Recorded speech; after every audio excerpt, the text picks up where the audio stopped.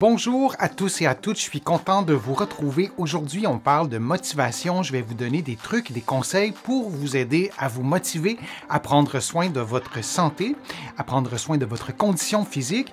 Vous le savez, les conseils que je vous donne ne remplacent pas ceux d'un professionnel de la santé et vous allez trouver plusieurs des conseils que je vous donne dans mes livres, notamment mon livre « Lève-toi et marche et va prendre l'air » et mon plus récent livre « Plus jamais malade ». Vous allez pouvoir les trouver en librairie. Comment se motiver lorsqu'on court toujours après le temps? Et là aussi, c'est intéressant quand on parle de motivation parce que parfois, les planètes sont parfaitement alignées pour qu'on prenne soin de sa santé. On est souvent même motivé. On est prêt à le faire. On a une motivation intrinsèque. On aime faire telle chose. Ça vous est sûrement arrivé. Moi, ça m'est déjà arrivé, mais on ne le fait pas parce qu'il manque un ingrédient. Et c'est l'ingrédient peut-être le plus important après la motivation. Il manque parfois de temps. Il nous manque de temps. Alors, est-ce qu'il nous manque véritablement de temps ou on a l'impression qu'il nous manque de temps? Parfois, c'est une impression et parfois, il nous manque vraiment de temps, mais c'est quelque chose que moi, j'entends souvent dans ma clientèle. Les patients vont me dire, « j'ai pas le temps de faire tes exercices. J'ai donné des cours de piano il y a longtemps et mes élèves me disaient la même chose. Hein, j'ai pas eu le temps de pratiquer. » C'était toujours la réponse qu'on entendait. Alors, est-ce que le temps a le dos large, comme on dit chez nous? Je ne sais pas si vous dites ça chez vous. Ou on manque vraiment de temps. Alors, je voulais vous donner quelques conseils. C'est pas des solutions miracles. On vit dans des vies qui sont parfois très, très chargées. Parfois, on a des responsabilités professionnelles, personnelles, familiales, qui font en sorte que ces responsabilités-là ne nous donnent pas 4 heures de plus par jour et on doit quand même tout faire en 24 heures, incluant dormir et prendre soin de soi. Mais je voulais quand même vous donner quelques conseils et encore une fois, je vous interpelle. N'hésitez pas à placer vos conseils ou vos expériences ou les choses qui ont fonctionné pour vous pour aider tout le monde, en fait, puis pour pouvoir échanger. Alors, le premier conseil que je vous donne, c'est de prioriser. Vous allez voir, c'est des choses qui sont assez simples.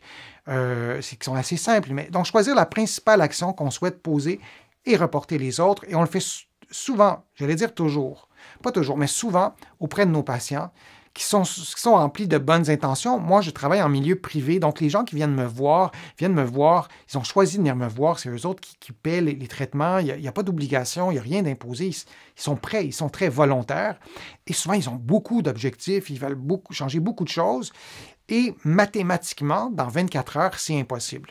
Au-delà de l'aspect physique, au-delà de l'aspect médical, disons, de la chose, d'un seul point de vue de la temporalité, c'est impossible.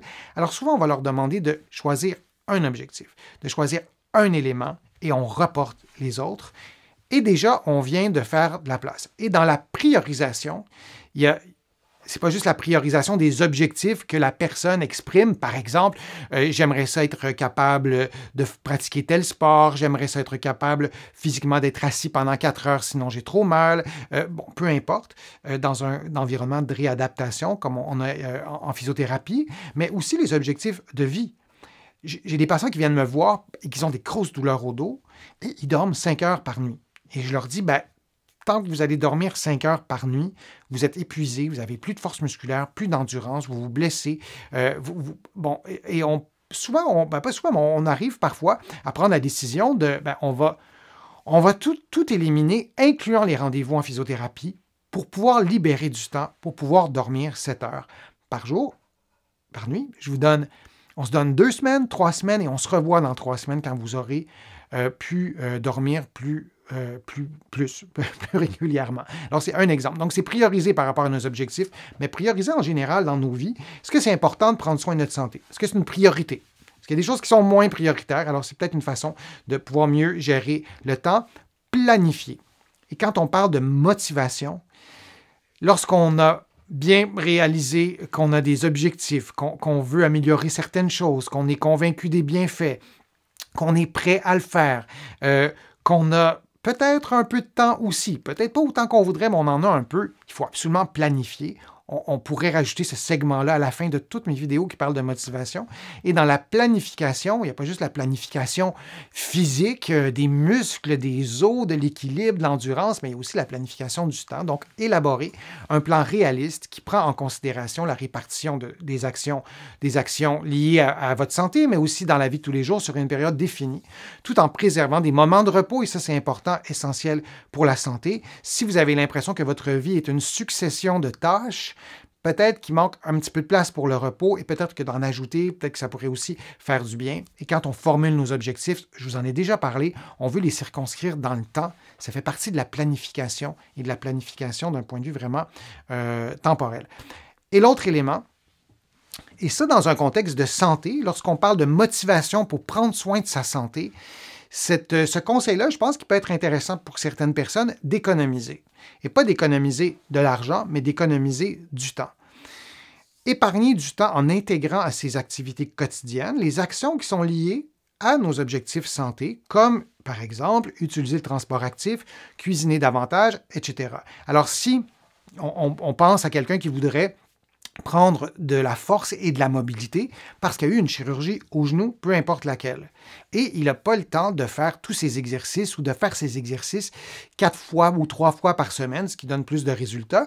Alors, on peut intégrer à ses activités quotidiennes des activités qui stimulent la force, par exemple le transport actif, aller travailler à vélo, en marchant, monter davantage d'escaliers. Si on pense à cuisiner et on reste dans le même objectif de prendre la force, bien, on veut s'assurer d'avoir un apport en protéines, même un apport calorique suffisant. Donc peut-être de cuisiner, ça sera plus facile, mais d'intégrer à la vie quotidienne, nos objectifs et les décisions qu'on prendra pour atteindre ces objectifs seront liées à la vie quotidienne. Donc, on pourra peut-être économiser du temps. Ça peut être une autre façon de faire.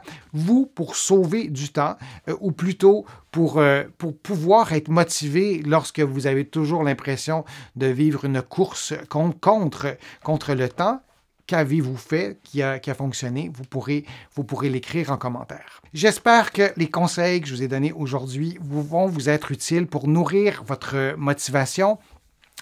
J'espère que vous allez pouvoir être motivé dans ce que vous allez entreprendre. Vous allez trouver beaucoup d'informations sur la motivation dans mes livres que vous pouvez trouver partout au Québec, mais aussi de l'autre côté de l'Atlantique. Vous allez aussi trouver beaucoup d'informations sur mon site web, le www.denisfortier.ca. Il y a des articles, il y a des liens aussi vidéo. Et vous allez pouvoir aussi vous inscrire à l'infolettre gratuitement, au courriel thématique aussi. Vous allez pouvoir faire aussi une contribution et je vous remercie de faire des contributions. C'est grâce à elles que j'arrive à vous présenter autant de contenu et à augmenter aussi le nombre de contenus que je vous présente par semaine en raison notamment des banques de photos parce qu'il faut payer les droits, tout ça. Donc, merci de vos contributions et considérez ces remerciements comme personnels. Alors, je vous dis à un prochain direct, à une prochaine fois. Restez motivés et n'hésitez pas à réécouter certaines vidéos si ça vous aide à rester motivé et à bientôt.